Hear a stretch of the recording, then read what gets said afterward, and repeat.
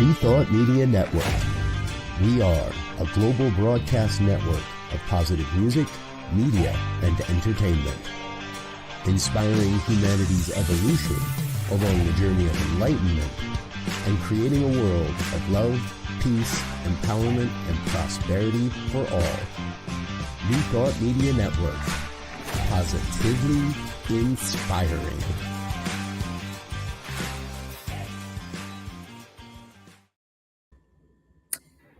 Hey, welcome to another episode of What's Up and Why, bringing you the bright side of life, one fun moment at a time. We're here with a new episode in 2026. I'm Miss B Lovely. And I am Reverend Casey Taylor, and I use they, them pronouns.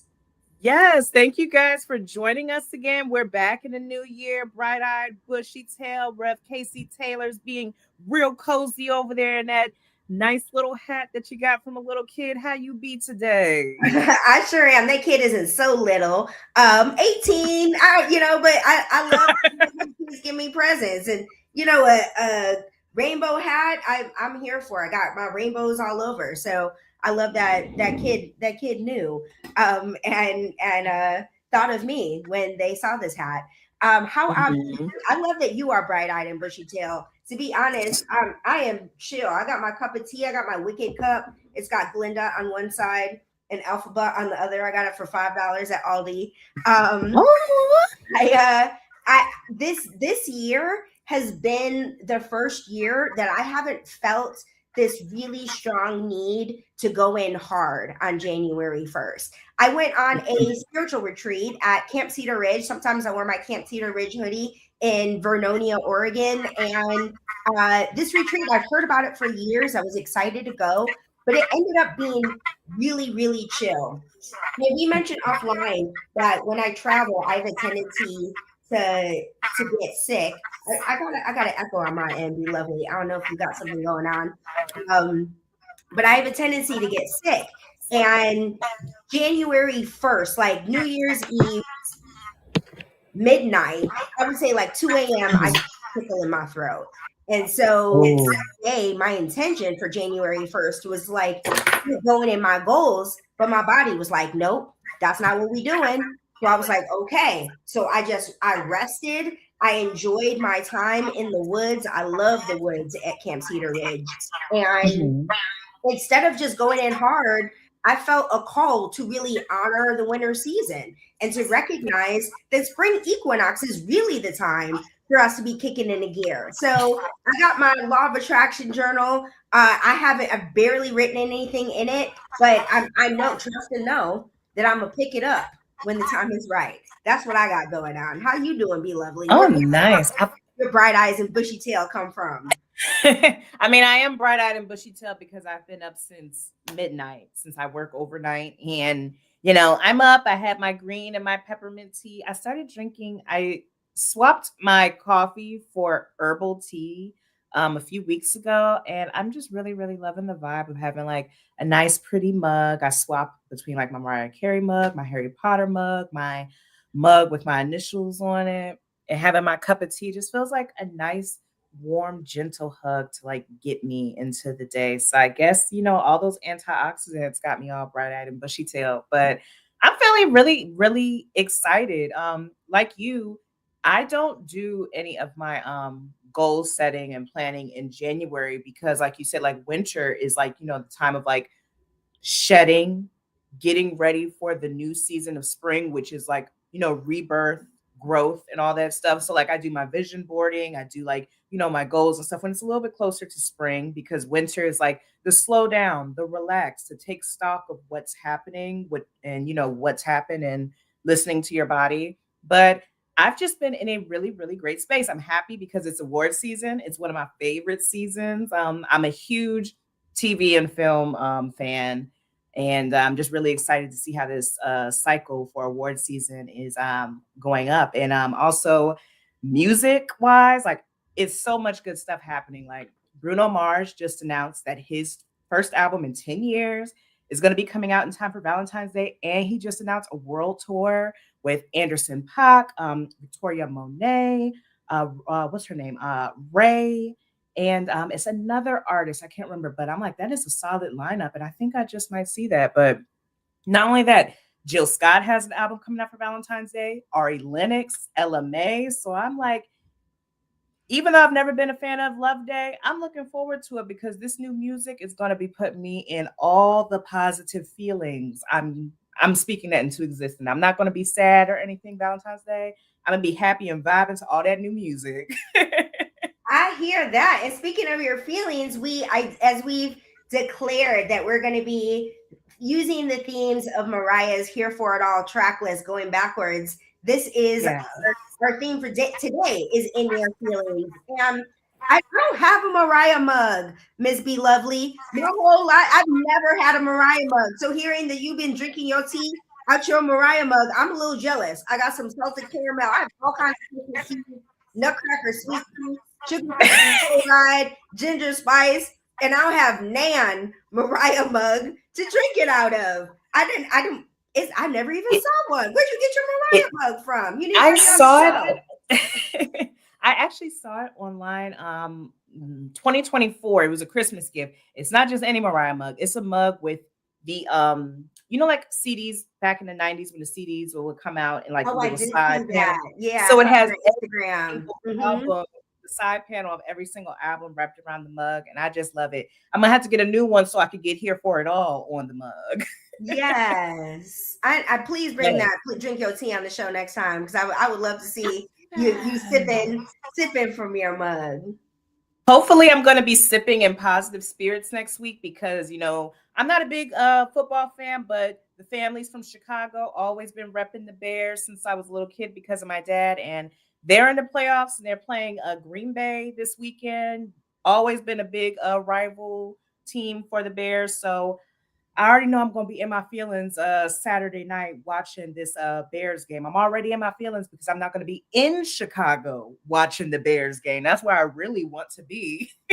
And you say you're not going to be watching the Bears, and you're from Chicago. I had no idea they were actually in the playoffs. I just learned this from you just now. Living in Oklahoma got me in a whole little bubble. Ain't nobody in these streets talking about the Bears. I've been noticing our cousin posting about the game, but I didn't know they had made it to the playoffs. I had no idea, especially against the Packers, because growing up, I have family, the white side of my family, a lot of them lived in Wisconsin. And so the way that Packers Bears tension would come through at family gatherings was a really big deal. So I had no idea. This has got to be that family in particular. Like I'm confident that they are in their feelings about this rivalry and how it turns out. This is a big deal for the Bears because notoriously the Bears have been known for like not being that great during the season, but this is one of the best seasons that they've had in a long time. Like they was actually the number one seed of their division.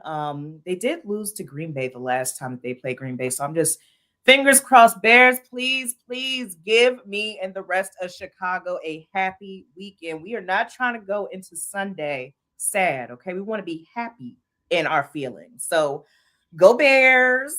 Yes. I love that I grew up in Chicago at a time when the sports teams were killing it. When I was a baby, I think I was like 3 or 4 years old when the Bears won the Super Bowl. And I have a core memory if we had a rotary phone and I used to count in Spanish all the time. And I was constantly like showing off the fact that I can count in Spanish. And one day my mother said to me, you should call so-and-so and show them how well you can count. And so I just sat down on the floor, used this little rotary phone and called somebody during the Super Bowl. No idea in my little 3-4-year-old mind that this was going on. And I was like, hi, I can count in Spanish and and she was like, where is your mother? So like the Super Bowl shuffle was a whole thing. Like, like the Bears bear down Chicago Bears, like it was a really big deal. And then after the Bears did their whole thing in the 80s, then the Bulls came up in the 90s. Like living in Oklahoma City, the Thunder is a really big deal right now. And I've never been to a Thunder game, but I was like, but I have seen Michael Jordan play in the 90s. So I'm not bending over backwards to see SGA. But honestly, props to the Thunder. I gave them reverence in an earlier episode because they don't just play basketball well. They really do their part to give back to the community in a way that nobody else in the community is really doing. So I really gotta, though I have been to a game, I have a lot of love for the Thunder team. Shout out to the Thunder, shout out to the Bears. And let's give some shout outs to, some of these. We're gonna get a little bit into the award season stuff. I'm really excited. SAG-AFTRA just announced their nominations for it used to be called the Screen Actors Guild Awards, but now it's being called the Actors Awards. Did you hear about that change? I missed that. Since I walked away from Hollywood, I've been in my minister lane, and I haven't really been looking over there a lot. So thank you. I know. That's learning about the Bears playoffs and this. I just want to like kind of talk about that a little bit, because when we was like first connecting and everything and like getting to know each other, like in the beginning, everything, like you were like hardcore Hollywood and everything, like you knew everything about like all the popular shows, all the popular movies and stuff. So, like, this is new for me, like a new normal, get used to, oh wow, Ref Casey Taylor isn't, following all of, which I understand because you're in a completely different lane and stuff. Like, do you ever have thoughts of like, missing when you used to be plugged into Hollywood, like the Hollywood life and all that? I feel like I've shifted from creative. When I was really focused on knowing all there was to know as an aspiring TV executive and then as a working TV executive, that was a requirement. That was baseline. But from a creativity standpoint, what matters more is using my creativity and knowing about the business of Hollywood. Honestly, it doesn't support me creatively. So I really just feels like I took off my business hat and I put it on because to be a creator, I wanted to understand how the business works. And now that I do, I feel like I get to take it off and put on my creativity hat. And that's one of my themes for 2026. I got 3 themes: creativity, alignment, and awareness. And so having that creativity hat firmly on my head means that I don't need to put the business hat back on until it's time. But I'm grateful that I'm moving in flow.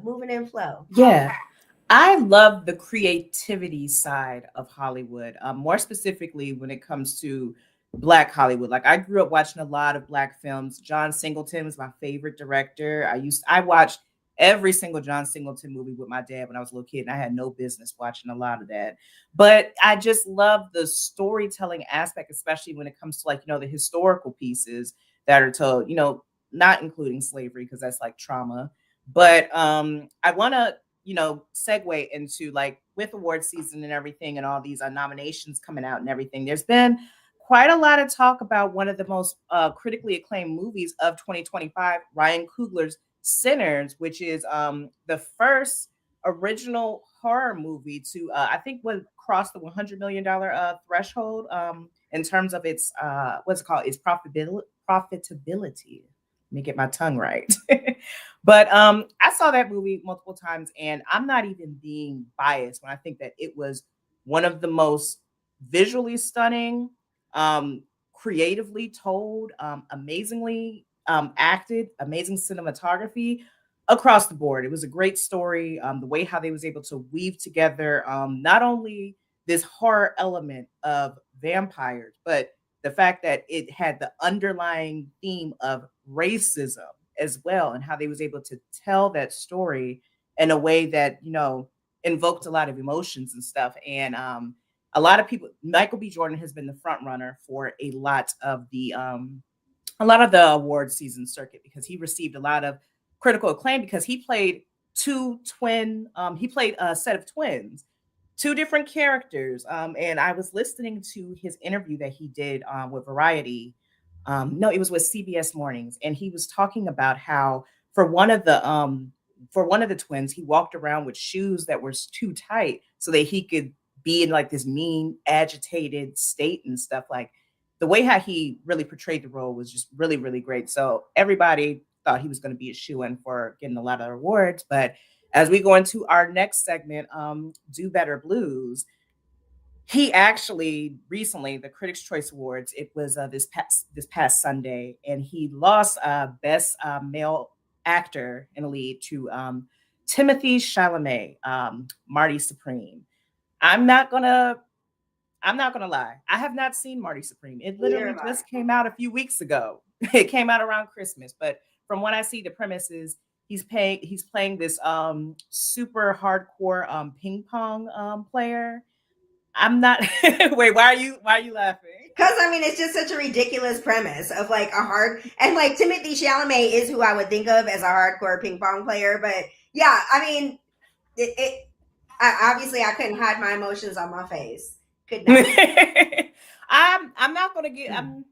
I've seen Timothée Chalamet in the Wonka movie. I thought that he did a good job in that role. It was very fun, very playful. I have not seen Marty Supreme, so I cannot speak to his abilities in that role. But I do believe, like, I was very hurt hearing that Michael B. Jordan lost, and it brought up the conversation about how in the beginning when Sinners first came out, it wasn't really receiving a lot of positive reception from I don't know what's the right word I want to look for, but I'm just going to give an example. Variety magazine, which is a big entertainment magazine entity, had came out with a post on Twitter when Sinners first came out saying that the movie has made $61 million, but it's still a long way from profitability for an original piece. So it was basically like a backhanded compliment. And it caused a lot of uproar because people were saying that, especially like Ben Stiller spoke out about it. Tom Cruise went out and spoke out against it, saying how it was,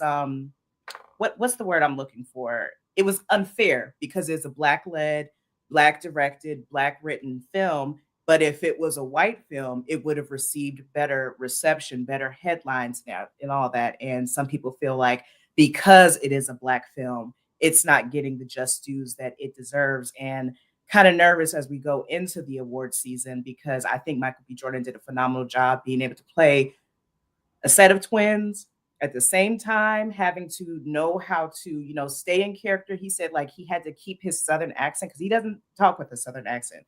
But he had to keep his Southern accent like all throughout filming, like even when he was offset and everything, just staying in it, and how he was able to really portray those characters where you can really, I didn't see Michael B. Jordan in that role. I saw the men that he was playing, the brothers, and how he was able to just really bring those characters to life to where you really felt like, wow, he just might be a twin. And I'm a big fan of Michael B. Jordan, but I just really want, I feel like Hollywood has a when they hop on, when there's the it person, everybody hops on it. There's an it person. I don't want to say Timothée Chalamet is the it guy, but he has been framed as the it guy, and so it's being looked at like he or Leonardo DiCaprio for One After Another. I started that movie and I fell asleep. I didn't even finish it, but it's looking like they're going to be the front runners, even though their characters haven't been critically acclaimed for the role. Whereas you have someone like Michael B. Jordan who has received a lot of critical acclaim, and it just makes me think about a lot of the bigotry that has been plaguing Hollywood since the beginning. Since the golden era of Hollywood, when Black people weren't even, allowed in the space and everything. So I just want to, just implore as we're moving forward in 2026 and stuff to don't base things based off of, who's popular, who, is, oh, everybody's talking about this person. I think, I should be leaning this way, but more so looking at true talent, because Michael B. Jordan blew that role out of the park. I saw that movie multiple times, and each time I'm like just amazed that he had the capacity to be able to bring those two completely different characters to life the way that he did. To your point, this has been a long from beginning, from day one, history of Hollywood. And I think it's really notable that the way that these waves go is that when Hollywood is attacked, is criticized, when racism is not in style, when inclusivity is in style, Hollywood makes some shifts. Like, as you mentioned, John Singleton. Has John Singleton ever won an Oscar? He was nominated for Boys in the Hood and lost. I'm thinking about The Color Purple, which was a Steven Spielberg movie that was nominated across the board, and it lost to Out of Africa in each and every one of those categories. And as we are in 2025, 2026, what movie do people remember more clearly? Color Purple, Sinners. or Out of Africa. So there's been this really Mhm. long history of Black folks not getting their credit. And then when Oscars So White, hashtag Oscars So White happens, there's this rush of like, oh, Black person's never ever won a lead as an Oscar before. So we're just going to give it to Denzel for Training Day, even though of all of Denzel's performances, Training Day is not the one that is the most Oscar worthy. We're going to give it to Halle Berry for Monsters Ball, even though out of all of Halle Berry's performances, Monster Ball is not, again, one of those movies that does anybody even remember that? Who even saw it at the time of, other than Hollywood people? And now we're in this phase where racism is back in style, and Hollywood is doing what it did before. When inclusivity falls out of the public favor, we get back into these habits. So what I'm going to do, what all I can do is I can give reverence. So I'm going to switch our segment to It's Giving Reverence, and give reverence to Michael B. Jordan, who I came across Michael B. Jordan when we were both children. He played Erica Kane's adopted son on All My Children. And I was at school. I was a child at school, and I was recording it on my VCR. And me and my friends would play All My Children after school. So Michael B. Jordan, his career was somebody that I've been paying it, like he was a kid, I was a kid. He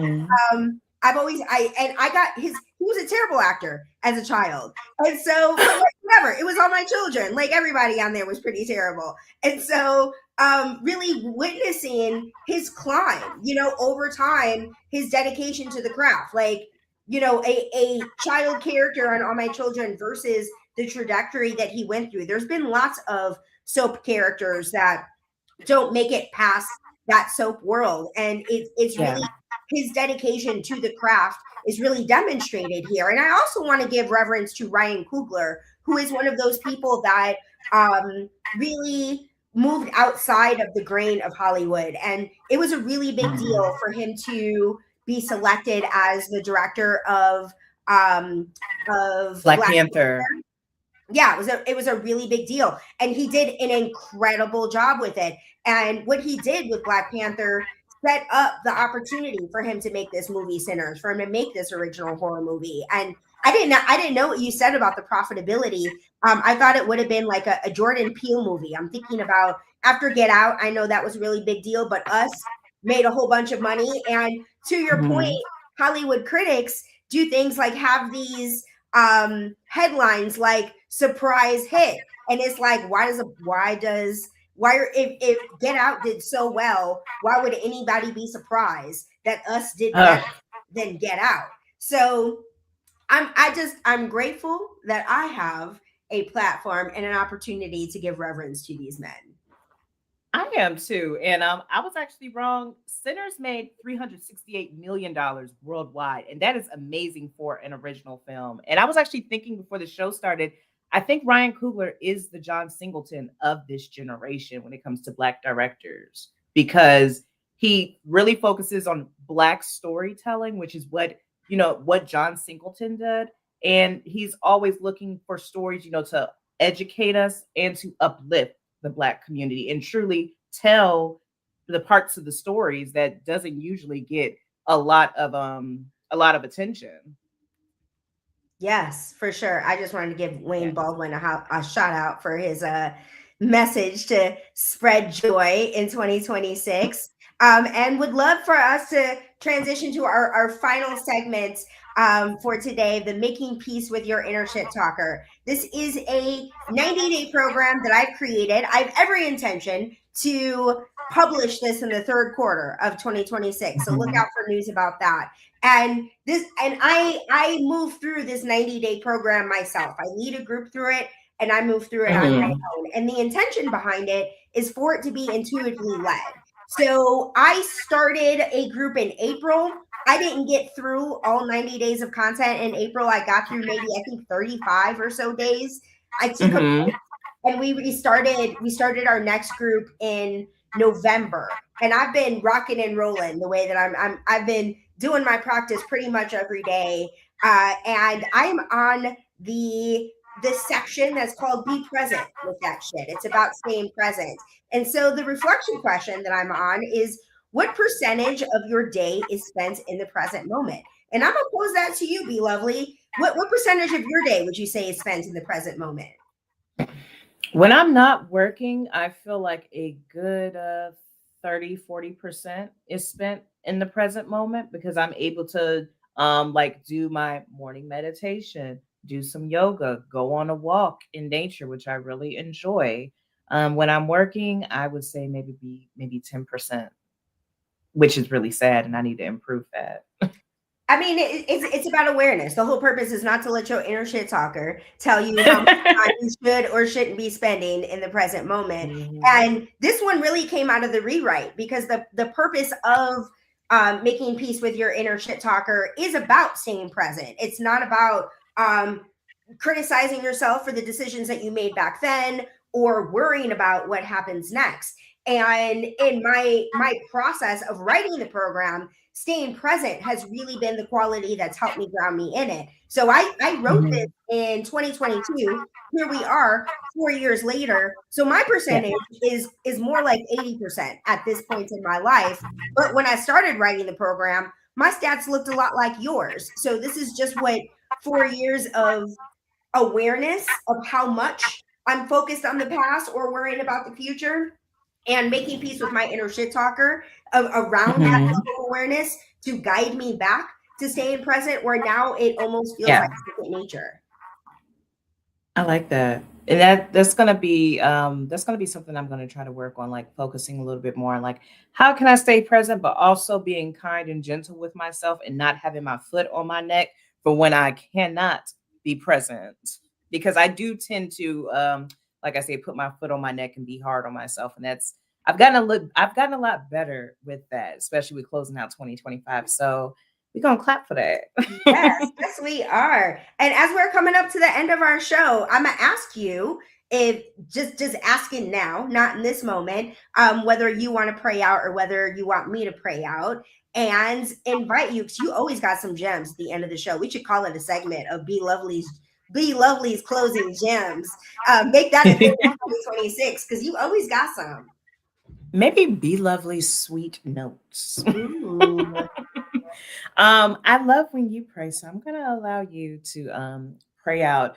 I want to just end by doubling down and just giving all of the flowers, all of the kudos to thank you, Wayne, first of all, for tuning in and for all of your lovely comments. But giving kudos and congrats to Ryan Coogler, Michael B. Jordan, one of my faves, Delroy Lindo, who isn't really getting enough recognition for his role because he was hilarious in Sinners, but everybody who helped to bring Sinners to the big screen, not just the actors, but also the production staff, wardrobe, the writers, the producers, all of that. Because what a lot of people don't realize is there's a humongous team that's behind the scenes that makes these projects come to life. So congratulations to everybody. Congratulations to, all of the recognition that this film is getting. And I just really hope that in 2026 that these conversations continue to flow. We're going to be ending racism in entertainment one day at a time.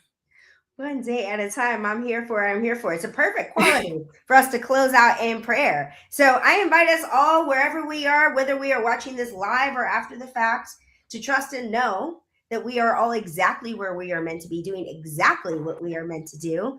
And I am grateful that we've been guided to come together to start the new year and recognizing that every challenge is an invitation to remember that God is in charge, that whatever it is that is ours to do, whether it is to co-host a series, whether it is to send our comments blessing mankind as part of participating in the show, knowing and trusting that our own understanding of the divine gives us the wisdom that we need to live 2026 to the fullest.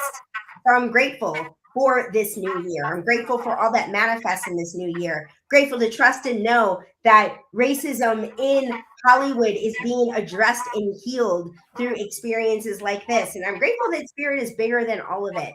Spirit has the power to inspire each one of us to heal internalize racism and really co-create a world that works for everyone. So I'm grateful for our decision to be here and participate in that. And I'm grateful for the shift that takes place in 2026 and in our lives as a result of it. And in gratitude, I invite us to close this prayer however we're most comfortable. I choose to close by saying, and so it is. Amen. I always love when you pray out. You do the best prayers. Well, this has been another episode of What's Up and Why. Thank you to everyone for tuning in. Remember to follow us online. You can find us on Instagram at WUW show, WUAW show, and on YouTube, What's Up and Why show. This has been another great week. I am Miss Be Lovely. Go Bears. And I'm Rev Casey Taylor. Have the best week ever.